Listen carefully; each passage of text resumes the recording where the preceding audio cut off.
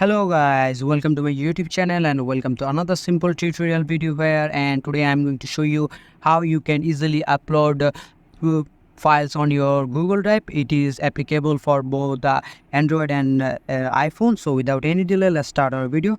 First of all, go to your Drive application. Here is the Drive application, and make sure that your Google account is logged into this Drive. So after that, you can see on the bottom of your screen a plus sign. Just click that option here. As you can see, there are different options like folder, upload, scan. So first I'm going to create a folder here and just give it a name and just select create. And as you can see, my folder is created. Just select that folder.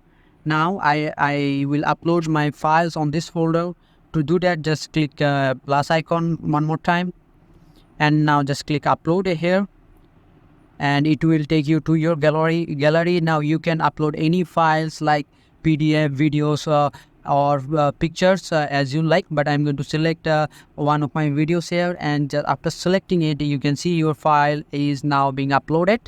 And it will take a few minutes depending on the size of your file. So just leave it as it is, and after few minutes your file will be uploaded. And in this way you can upload anything on your Google Drive.